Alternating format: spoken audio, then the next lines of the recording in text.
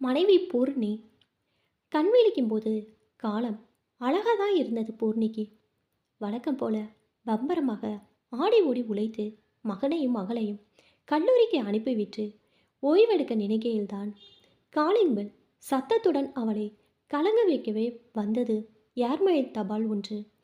நயம் துளங்கும் பொன்னின் மெருகை போல் கையில் இருக்கும்போதே உணர்ச்சிகள் துல்லியமாய் பொங்கி மலர் போல் அழகா விரிந்து மனவீசும் தோழியின் கடிதந்தான் இன்று வாழ்வின் ஆணிவேரையே அசைக்கும் கோடாரி காம்பாக அவள் நெஞ்சை பிளந்தது. அதுவரை அவளின் எதிர்பார்ப்புகள் கற்பனைகள் அனைத்தும் பொடி பொடியாக்கிவிட்டதொரு அதிர்ச்சியில் நெஞ்சம் தடக் தடக்கென அடித்து கொண்டது.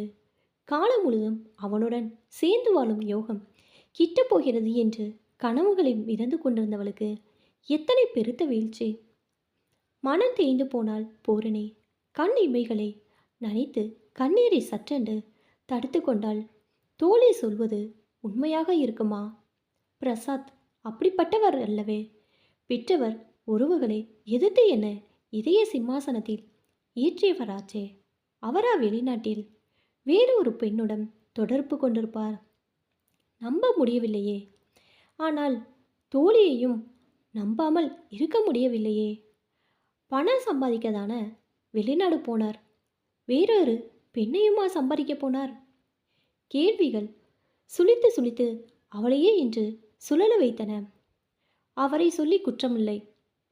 கம்பெனி மேனேஜரான அந்த சீமாட்டிதான் தன் பணபலத்தை காட்டி அவரை தன் வலையில் விழ செய்திருக்கார். அப்படிப்பட்ட பெண்கள் இங்கு மட்டுமல்ல வெளிநாட்டிலும் விரிந்து கிடைக்கிறார்கள் போலும். இப்பொழுது என்ன செய்வது? யாருக்கும் தெரிந்தால், குறிப்பாக பிள்ளைகளுக்கு தெரிந்தால் வெட்கக்கேடு அல்லவா? ஒரு பெண் எதையும் விட்டு கொடுப்பாள், கணவனை தவிர. நினைவின் சுற்றின் மனம் வலித்தது. சோஃபாவிலே படுத்தபடி தன் நிலையை பற்றிய பிறகு உணர்ச்சியின் வேதனையோடு அப்படியே இருந்தாள். அமுக்கிய ஒளியேற்ற குரலில் அழுதா. அந்த அழுகுரலில் அவளது புண்பட்ட இதயத்தின் வேதனை முழுவதும் பொங்கி வழிந்தது. மனதிலே குவிந்திருந்த சோக உணர்ச்சியால் சுற்றுப்புறத்தில் இருந்து பழகி போன பொருட்கள் அனைத்தும் உயிரற்றவையாகவும் அந்நியமாகவும் தோற்றமளித்தன. பின் ஆவேச கொண்டவள் போல் எழுந்து நின்றாள். இப்போது என்ன என்று தனக்குத்தானே கேட்டுக்கொண்டாள். பேசாமல் இந்த முறை அவர் வந்த பிறகு மறுபடி அங்கே போக விடாமல் தடுத்து விட்டாள். அதுதான் சரி. பணம் இன்று வரும் நாளை போகும்.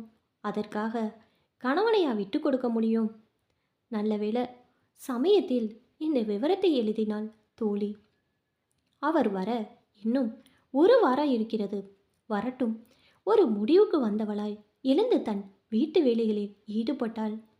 அடுத்த 2 நாளில் உறவினர் கூட்டம் பிரசாத்தை வரவேற்க வீட்டை நிறைத்தது. விருந்தும் உற்சாக சிரிப்புகளும் பூர்ணியின் நெஞ்சுக்கு களிப்பூட்டவில்லை. சஞ்சலத்தோடையே வேண்டா வெறுப்பாக நடமாடி கொண்டிருந்தாள். உறவினர்கள் எல்லோரும் சாப்பிட்டுவிட்டு அமர்ந்தார்கள். பூரணி மட்டும் சமயக்கட்டில் ஏதோ உருட்டி கொண்டிருப்பதை பார்த்த அவளின் குட்டி நாத்தனார் சொன்னாள், அண்ணி வந்தே உட்காருங்க. மெதுவா ஒளிச்சு போட்டா போகிறது. மணி 2 தானே ஆறுது.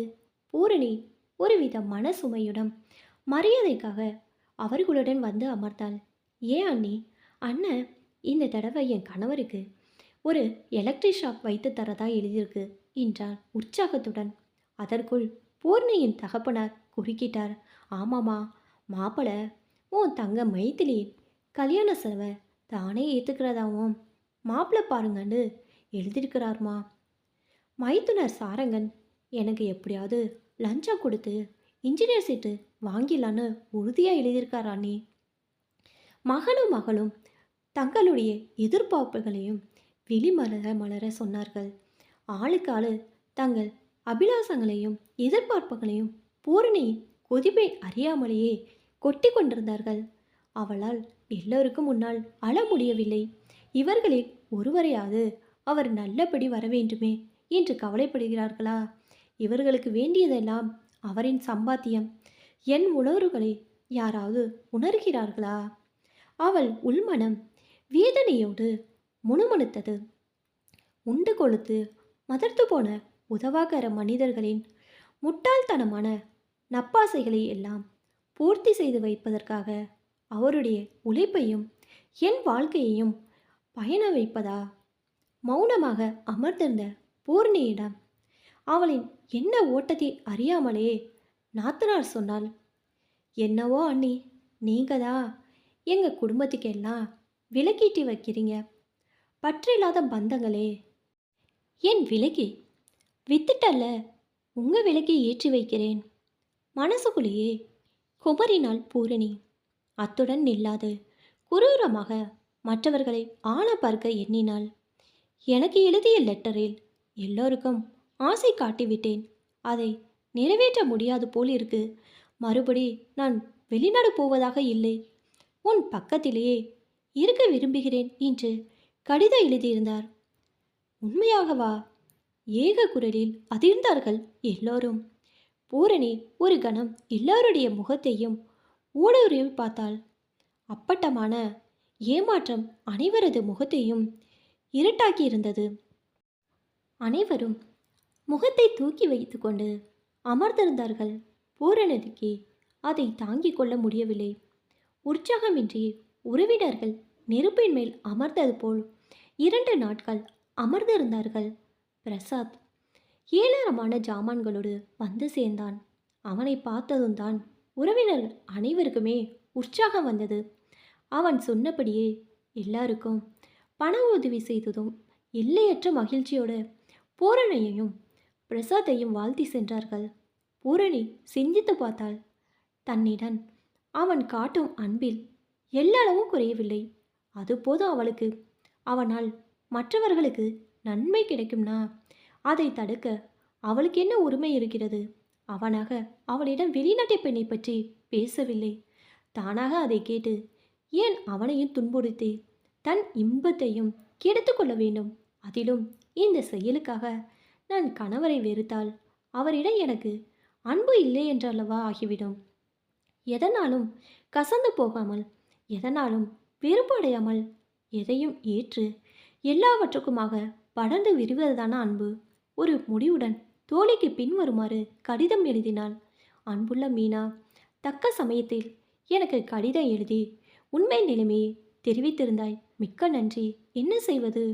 ஒரு விலைக்கை ஏற்றணும்னா தீக்குச்சி எரிந்துதானே ஆகணும். அதுபோல்தான் நானும். அவரால் நாளை இந்த குடும்பங்கள் வாழ்கிறது. அதை ஏன் தடுக்க வேண்டும்? பக்கத்தில் உள்ள செடிகள் எல்லாம் தனக்கு ஊற்றுகின்ற நீரை உறிஞ்சுகிறதே. மரம் செத்தா மடியுது, இல்லை எரிஞ்சு போகுதா? கேவலம் தாவரத்துக்குள்ள பரந்த நோக்கு கூட மனிதர்களுக்கு இல்லாமல் இருக்கலாமா? நாட்டில் உள்ளவர்கள் சுதந்திரமா வாழுங்கிறதுக்காக பல பெரியோர்கள் செய்த தியாகத்துக்கு முன்னால் என் தியாகம் தூசுக்கு சமானம். அத்துடன் அந்த பெண்ணிடம் ஏற்பட்ட உறவை பற்றி அவர் என்னிடம் எதுவும் கூறவில்லை. நானாக அதை கேட்டு அவரை ஏன் அமைதி இழக்க செய்ய வேண்டும்? வளர்ந்த பிள்ளைகளை வைத்துக்கொண்டு வாழ்க்கையை தொலைக்க ஏன் நான் முயல வேண்டும்? இந்த ரகசியம் நம் மனதோடு மண்ணாகட்டும். என் பிள்ளைகளுக்கு தெரிய வேண்டாம். இந்த நாட்டில் எத்தனையோ பெண்கள் என் நிலையில் வாழ்ந்து கொண்டுதான் இருக்கிறார்கள். ஏனென்றால் கௌரவம் கருதி. கௌரவம் மட்டும் அதற்கு காரணமல்ல. சொல்லி ஒற்றை சரிப்படுத்த முடியாது என்பதால்தான். ஆம் மீனா, நானும் அதையே எண்ணி அமைதி அடைகிறேன். ஆற்ற முடியாதையே பொறுத்து கொள்ள வேண்டியதான். சரிதான? இப்படிக்கு உன் அன்பு தோழி பூரணி. பூரணி பழைய பூர்ணியாகவே வளைய வந்தாள். கணவனிடம் அன்பை சொரிந்தாள்.